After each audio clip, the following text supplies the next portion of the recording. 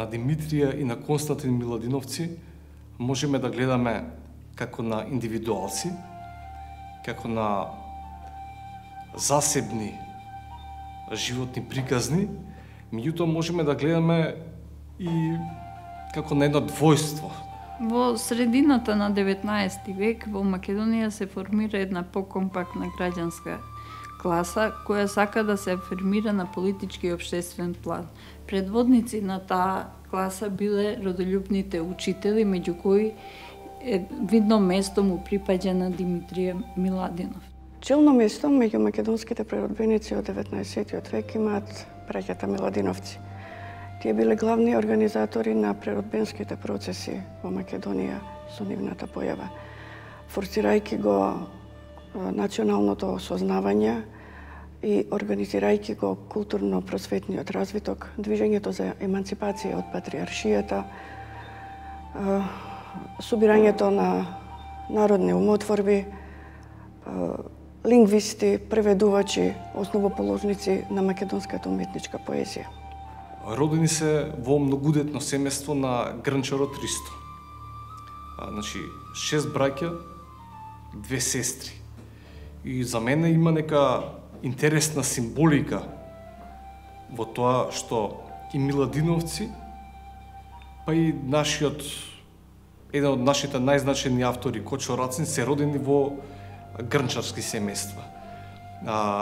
Земјата, самата таа обработка, правењето нешто од ништо, може би има некако значење за понатамошниот развој, за понатамошните животни врвици на овие македонски автори, преродбеници, просветители и така натака.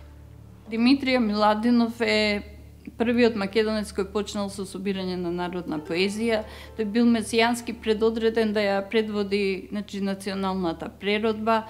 Неговото дело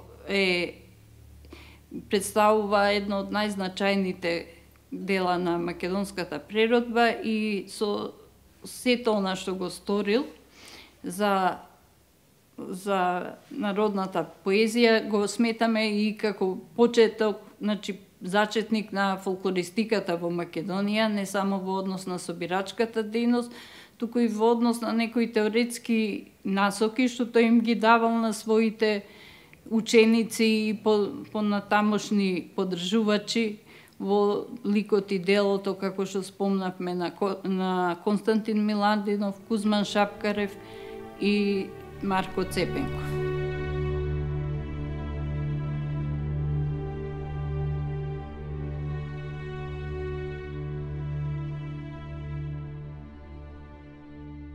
Димитрија Миладинов е роден во Струга во 1810 година како најстаро дете на грнчарот Ристе Миладин. Димитрија своето образование го започна во Келиното училиште во манастирот Свети Наум, го продолжи во Охридското класно училиште, каде што многу добро го научи грчкиот јазик. Стружани и покрај тоа што беа радосни за неговиот успех, не беа согласни да го ангажираат како учител за своите деца. Во 1830 година тој доби покана од Охрид да биде таму учител, но набргу мораше да поднесе оставка бидејќи сакаше да го продолжи своето образование, а немаше доволно материјални средства. Па работеше во трговската куќа кај Зографовци во Драч, како писар-кореспондент. Потоа реши да го продолжи образованието во Јанинската гимназија од 1833 до 1836 година, каде што многу добро го научи италијанскиот и францускиот јазик.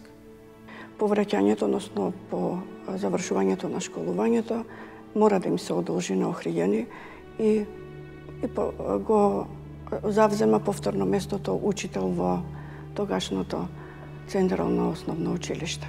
Големите успеси што ги постигнуваше училиштето во кое беше вработен Димитрија во Охрид, не им одговараа на грчките асимилаторски духовни власти.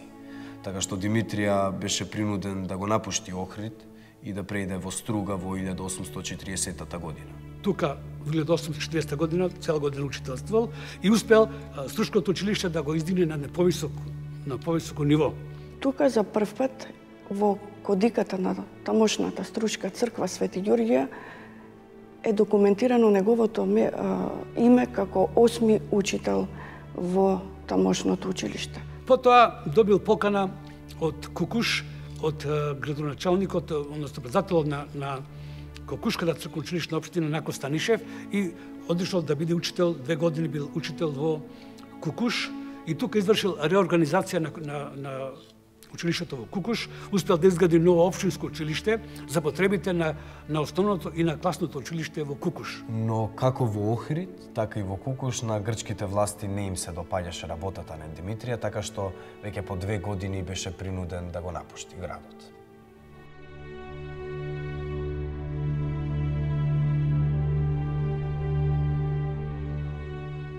Григор Прличев беше исто ученик на Димитрија и тој со гордост се сеќава на неговиот учител, како што има запишано во неговата автобиографија.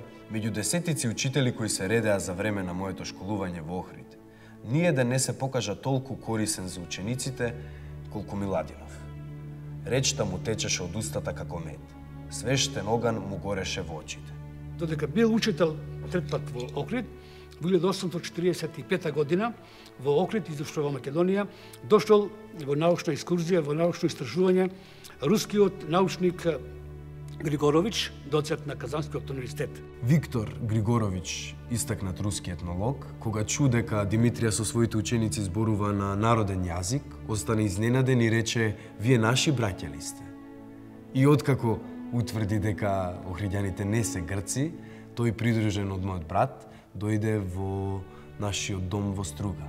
Додека престудувал во домот на Миладиновци, Григорович побарал од мајката на Димитрија Миладинов да испее една песна.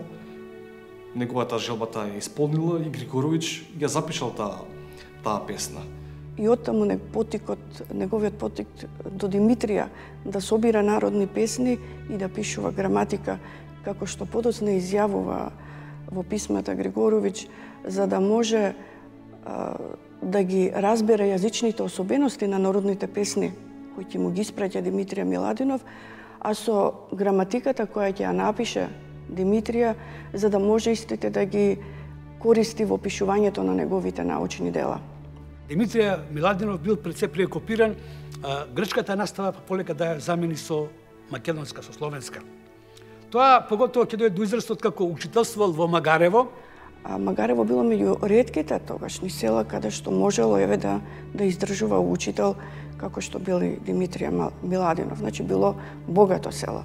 По ова учителствување Димитрија Миладинов го среќаваме во Битола. Затоа што во Битола доживел еден мал неуспех, доживел едни немили сцени во Битола од гркоманството, од властите во Битола и пред се од грчкиот патриаршиски владика Венедикт, така да тој си дал оставка во Битола и преко Драч стасал во Мостар. Тука е во служба на тогашниот грчки митрополит Григори и околу 6 месеци останува кај него во служба на писар и од она што го гледа односот на овој грчки владител кон населението, кон сиромашното население, Димитрија го напушта Мостар и преку Сараево заминува во Сремски Карловци, Нови Сад, а оттаму во Белград. Во Белград и во Сремски Карловци успеал Димитрија Миладинов да се сретне со Раковски, со делата на Караджич, да се сретне со панславизмот и други, со лиризмот и со други идеи кои што дошли од Европа и да се збогади со нова литература која што е понел со себе.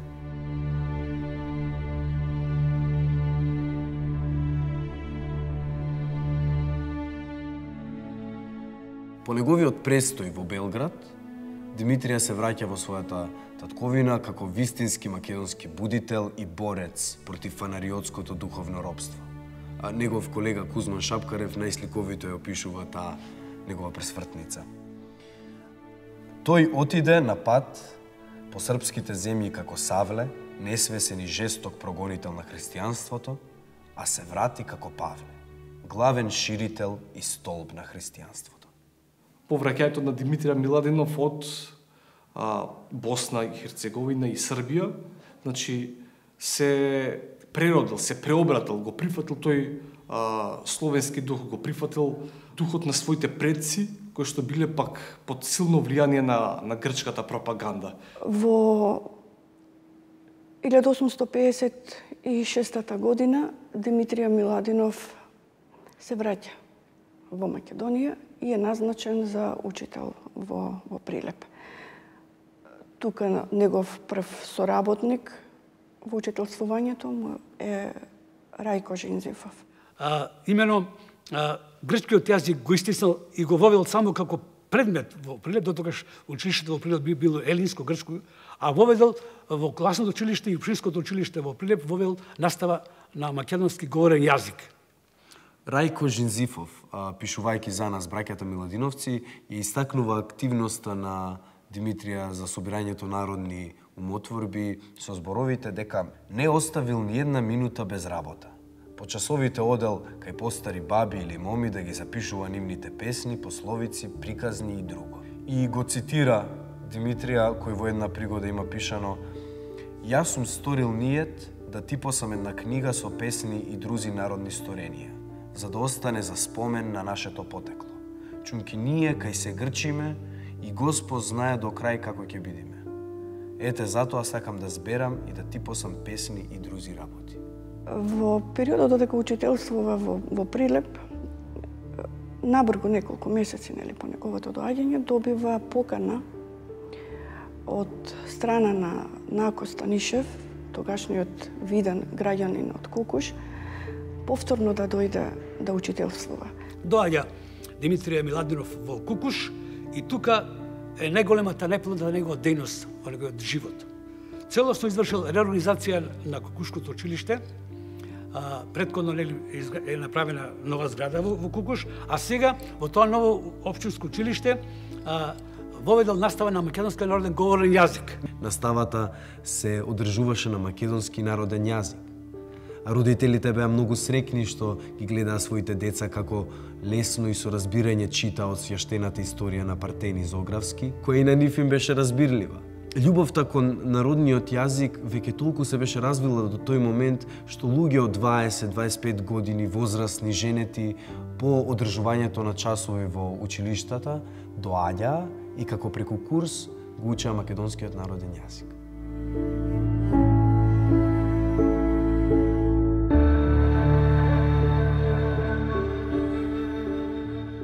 Одлика на неговото учителствување, освен со ширењето на образованието на народниот македонски јазик, беа и судирите кои ги имаше со страна на представниците на патриаршијата, односно грчките владици.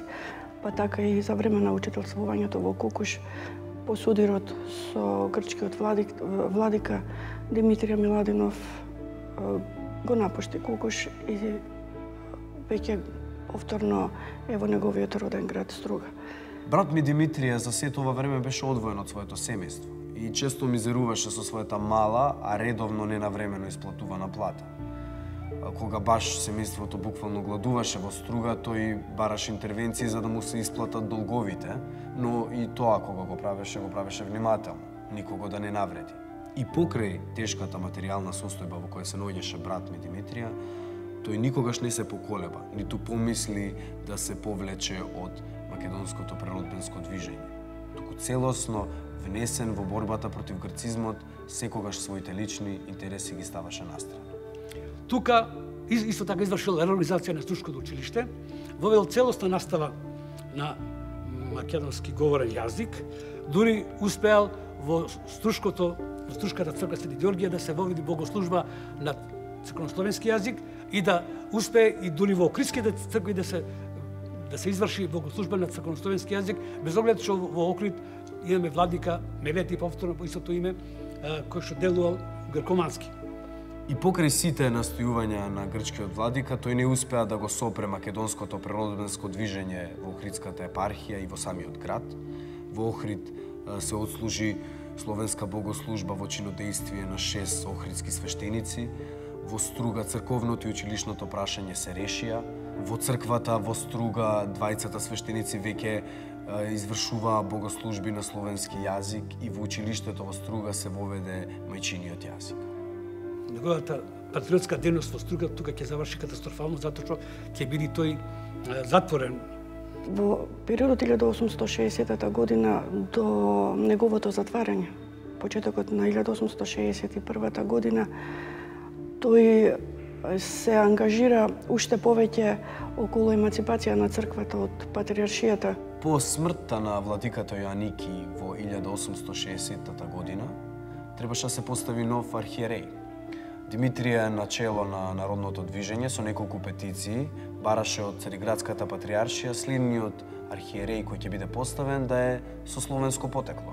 Меѓутоа, Цариградската патриаршија не само што повторно именуваше за нов архиереј грк, туку и поднесе тужби против известни представници од Охрид и бараше истите да се затворат.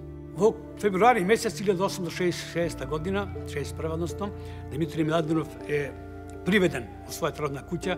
Во неговата родна куќа пронајдени се книги од Раковски и други личности од Хрватска, од Србија и руски автори, и приведење преко Струга во Охрид, и Охриджани многу свечено го испратиле кога бил однесен од затворот од Охрид за Битола, од кога се поздравал со своето граѓанство Струга и од Охрид, и тој искажал максимата: ја го посеав семето, вие сега да ги жниете плодовите. Тажна е во известна смисла. Трагична е нивната судбина и на начинот на кој што завршуваат. Целосно прегрнувајќи го словенството и отфрлајќи го грчкото влијание, грцизмот, Димитрија бил затворен во Цариград. Димитрije Miladinov почина во Цариградскиот затвор 1862 година, 11 јануари. Димитрije Miladinov е централна фигура на нашата природба и основоположник на македонската просветителна и фолклористичка дејност.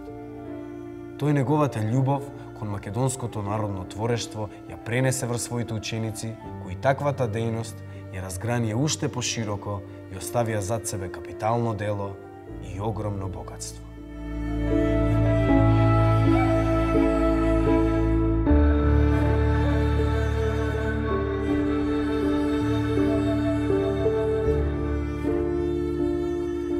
Константин Миладинов е наш лингвист, ономастичар, преведувач, меѓу првите лингвисти, преведувачи, ономастичари, основоположник на македонската уметничка поезија. Најмладиот од браќата Миладиновци, Константин Миладинов, е роден 1830 година во Струга. Него му било полесно да се школува затоа што неговиот постар брат Димитрија цел време го зел под своја заштита, и каде што учителствувал Димитрije Miladinov, го носел за себе и својот најмал брат.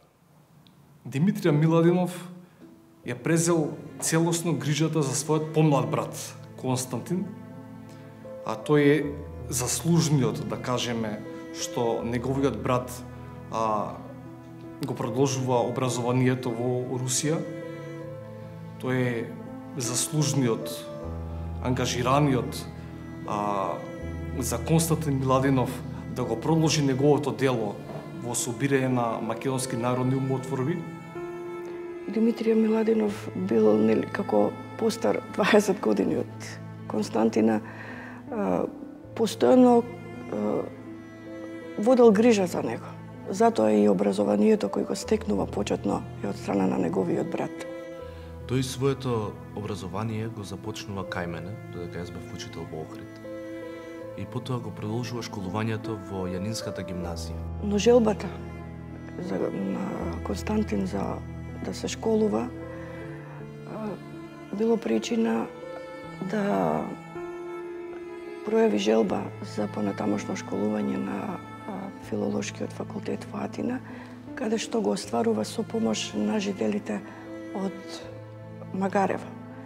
Враќајќи се од Атина, еве сега успеал да го натера брата си, помалиот брат Константин, да престоја во Зографскиот манастир на Света Гора. Некаде 1849 година се задржува на Света Гора, кај Партени Зографски, каде што веќе почнуваат оние насоки и желбата за понатамошно школување во некоја од словенските земји. За време на неговиот престој во манастирот Зограф, покрај другото тој се бавеше и со изучување на историски документи што се однесуваа за Охридската архиепископија. Додека престојал во Света Гора, Константин успеал во архивите манастирски да препиши стари документи од 16 век, една грамота од владиката Тимотеј, кој што е владика на италијанската православна епархија под юрисдикција на Охридската архиепископија. Оваа грамота подоцна во 1806 година Константин ја објавил во Москва во едно руско списание. Во средината на ноември 1856 година тој пристигнува во Одеса. И тоа е неговата прва средба со руската земја.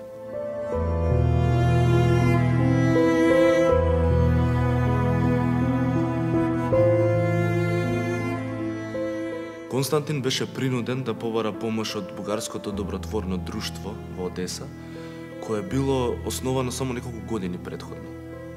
Тој побарал помош стипендија за да може да ги започне своите студии во Русија.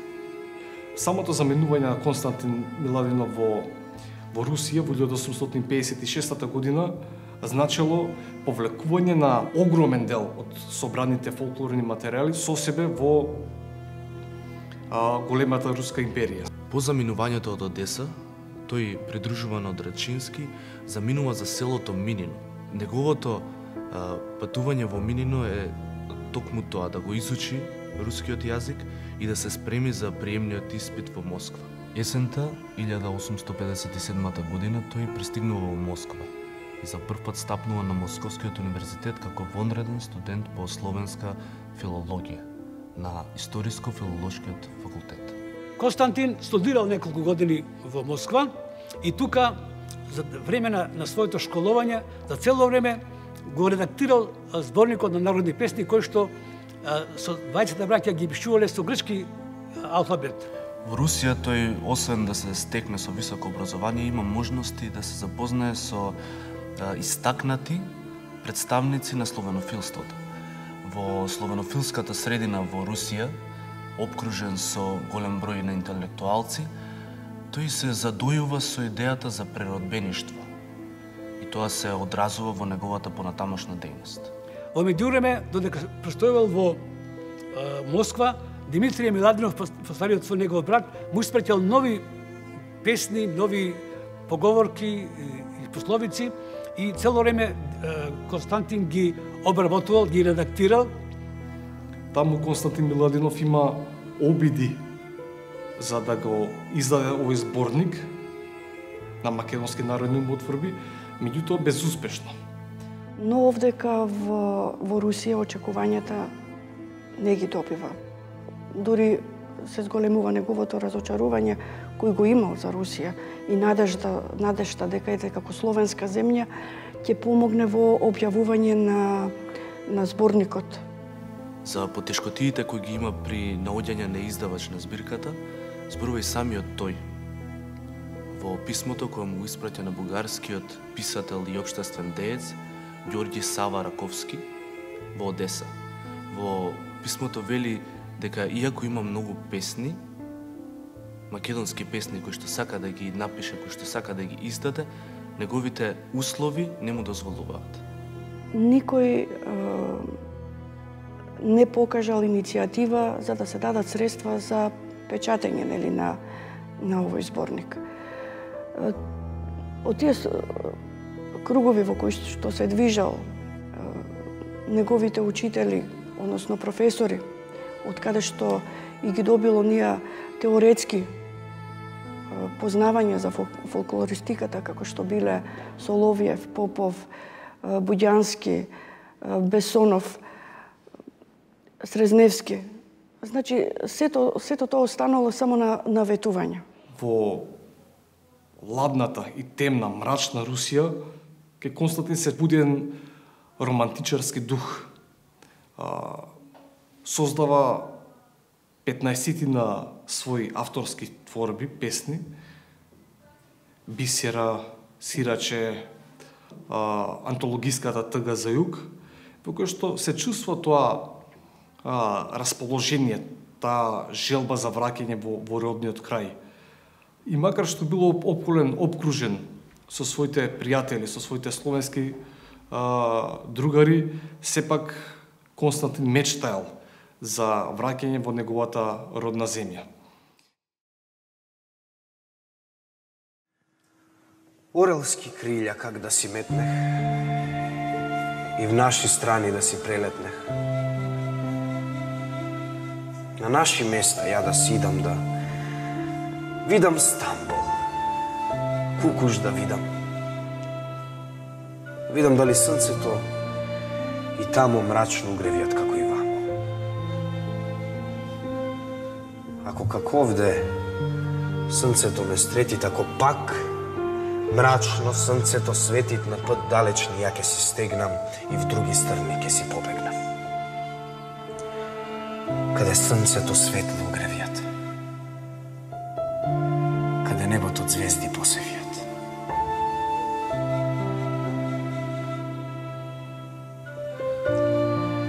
Овде е мрачно и мрак ме обвива и темна мъгла земја покрива. Мразој, и снегој, и пепелници, и силни ветришта, и виулици, околу мъгли, и мразој земни, а в гради студој, и мисли темни не. Ја не можам овде да седам, не, ја не можам мразој да гледам.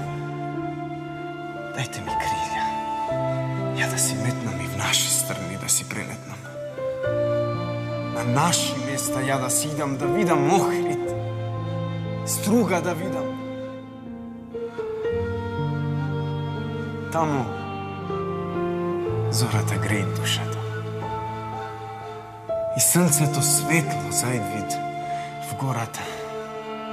Таму дарбите природна сила со сата раскош ги растурила. Бистро езеро гледаш, белеет. Или од ветрот, сино темнеет. Поле погледнеш, или планина. Сегде Божева е хубавина. Тамо, по срце. В кавал да свирам, сонце да зајдвид, ја да умирам.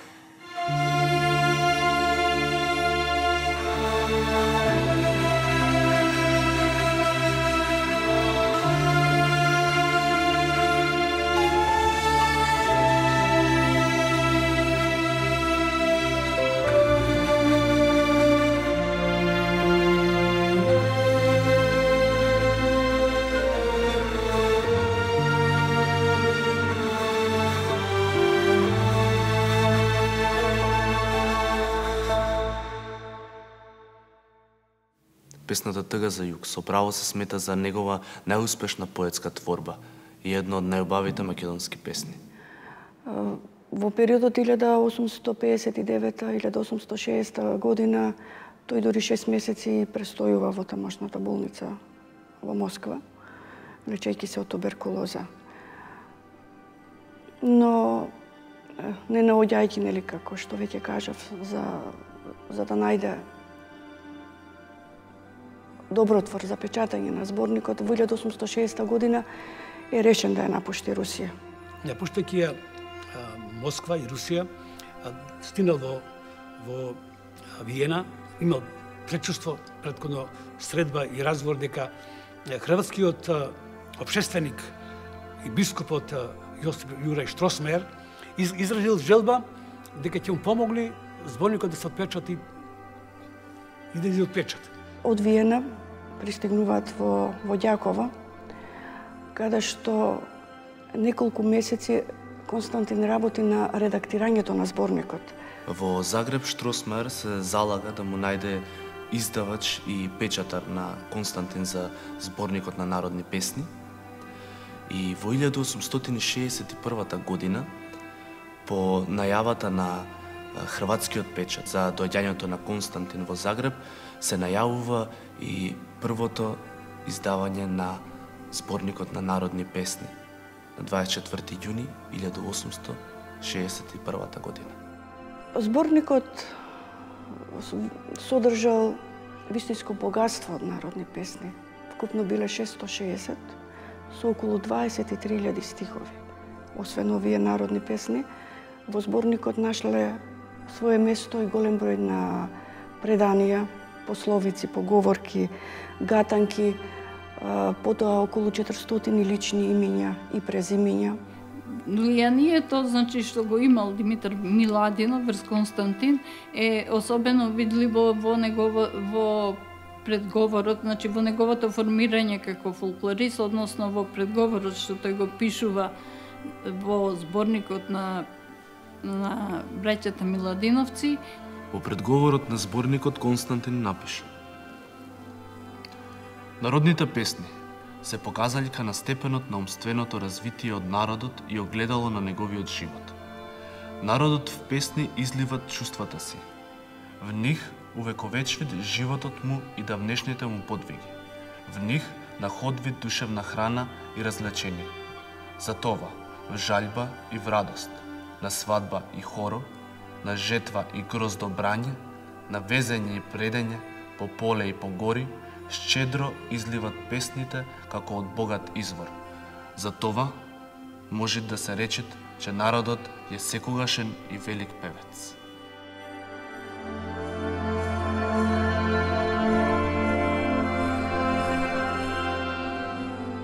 Тој предговор го сметаме за прв фолклористички труд, каде што ни дава многу важни податоци за начинот на собирање на песните, за изборот како се вршил и особено значајно за нашата фолклористика е дека тука ја наоѓаме првата класификација на македонските народни песни. И не само тоа, туку и третиот брат Наум Миладинов се вклучил во културно-историските процеси, текови во Македонија во 19. век, и тој е најпознат пак како мелограф на народното македонско творештво. И со жалење истакнува дека во зборникот не е можно, поради големиот обем, а немањето средства, да се објават и нотните записи кои ги направил Наум Миладинов. Зборникот, кратко кажано, е камен темелник не само на писмената историја на Македонија, туку е книга над книгите на нашата културна историја, каде што доаѓа до израз националното осознавање на македонскиот народ. Сето ова ни кажува дека двајцата браќа имале голема љубов за народната песна, за нејзиното собирање, но исто така ни кажува и дека Димитар Миладинов, освен кај својот брат, интересот за фолклорот го поттикнал и кај со напечатувањето на зборникот кај многу други македонски преродбеници, на кои самиот им бил учител, како што се Кузман Шапкарев, но и кај Марко Цепенков, кој во својата автобиографија исто така забележува дека зборникот на Миладиновци му стоел како евангелие и всушност тоа му било поттикот да почне да собира народни приказни. Откако зборникот беше отпечатен, Константин побрза да се врати дома. И по патот од Загреб за некај Струга, задржувајќи се во Белград, дозна дека јас сум паднат затвор. А сакајќи да ми помогне, наместо во Струга, тој замина за Цариград, каде што набрзо и тој падна во затвор. Но поради неговото кревко здравје и тешките услови во затворот, на 6 јануари 1862 година тој почина.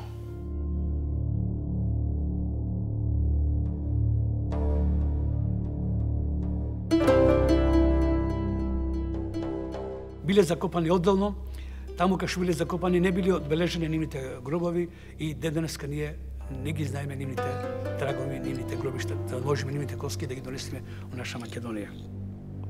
Визија на браќата Миладиновци беше и подобра иднина за македонскиот народ. За таа и визија ги положија и своите животи.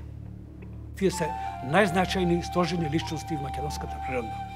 Она што тие го направиле со зборникот, она што тие го направиле, тоа што се откажале од тоа понатаму да бидат грчки, елински учители, да воведат македонски говорен јазик во Македонија. Дури да се обиделе да направат и граматика на македонски јазик, не успел ни Димитрија, имал помалку услови, не успел ни Константин, но правеле обиди. Тоа останало другите генерации да го направат во иднина. И Димитрија и Константин оставиле свој дел. Значи, тие го посеале семето за понатамошен развој на македонскиот фолклор, за понатамошен развој на македонската природба, просветителство. Димитрија бил учител. Константин се спремал за тој позив. Димитрија собирал фолклорни материјали. Исто како и неговиот помлад брат, Константин, кој што пак пишувал и своја поезија. Земајќи го сето тоа предвид, значи можеме да кажеме дека тоа е еден голем напредок за македонската фолклористика и исто така можеме да заклучиме дека влогот на двајцата Миладиновци во македонската фолклористика представува голем и значаен влог во почетоците и онаа што ние денеска веќе го имаме, за да можеме да ги споредуваме записите од 19 век со денешната состојба на фолклорот. Сепак и покрај ваквата нивна трагична смрт, во која што имаме еден голем број романтични нишки, сепак ти оставаат за себе зборник, основа врз кој што ќе се надградуваат идните македонски поколенија, фолклористи, етнографи, историчари, јазичари. Тоа е богатство кое што ретко кој што може да го создаде. И ретко која земја го има тоа. Македонија за среќа го има. Ги има Миладиновци.